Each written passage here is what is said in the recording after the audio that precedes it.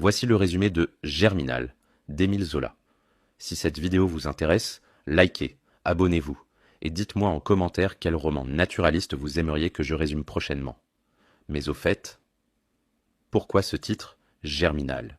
Et pourquoi cette œuvre est-elle considérée comme l'un des plus grands romans sociaux de tous les temps? Le message de Zola est-il toujours d'actualité, plus d'un siècle après sa publication? Je vous donne la réponse à la fin. Alors voici l'histoire. Dans le nord de la France des années 1860, Étienne Lantier arrive dans la région minière de Montsou, chassé par le chômage et la faim. Sans expérience, il est embauché à la mine du Voreux et découvre l'univers impitoyable des mineurs. Il travaille dans des conditions inhumaines, respirant la poussière de charbon qui les tue à petit feu, pour des salaires de misère qui les maintiennent dans une pauvreté perpétuelle.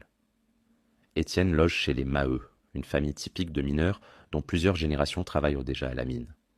Il tombe amoureux de Catherine Maheu, mais celle-ci est sous l'emprise brutale de Chaval, un autre mineur. Révulsé par l'injustice, Étienne se politise progressivement, lit des ouvrages socialistes et commence à éveiller la conscience de classe parmi ses camarades. Lorsque la compagnie minière décide de modifier le mode de paiement pour réduire encore les salaires, la colère gronde. Sous l'impulsion d'Étienne, une grève massive éclate. Les familles s'enfoncent dans une misère atroce, vivant de charité et de crédit, tandis que la compagnie reste inflexible. La tension monte jusqu'à l'explosion. Une marche pacifique dégénère en violence. Les mineurs affamés détruisent des installations, affrontent l'armée venue protéger les intérêts des actionnaires. La répression est sanglante. Plusieurs mineurs sont tués, dont le vieux Bonnemort qui étrangle dans un accès de folie Cécile Grégoire, petite fille d'un actionnaire, symbolisant la vengeance du prolétariat contre la bourgeoisie.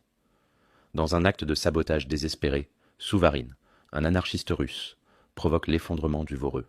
Étienne, Catherine et Chaval se retrouvent piégés sous terre. Après une agonie terrible dans les galeries inondées, Catherine meurt dans les bras d'Étienne après qu'ils ont enfin pu s'avouer leur amour. Étienne est le seul rescapé de la catastrophe. L'échec de la grève est total. Les mineurs, affamés, retournent au travail dans des conditions encore pires. Étienne, désillusionné mais toujours convaincu de la nécessité de la lutte, quitte Montsou pour rejoindre à Paris le mouvement socialiste naissant. Pour répondre à la question, le titre Germinal fait référence au mois du calendrier révolutionnaire, 21 mars, 19 avril, symbolisant le renouveau printanier, l'éclosion des graines semées. Malgré l'échec apparent de la révolte, Zola suggère que les idées de justice sociale ont germé et finiront par éclore un jour. La dernière image du roman est celle d'une armée noire, vengeresse, qui germait lentement dans les sillons, grandissant pour les récoltes du siècle futur.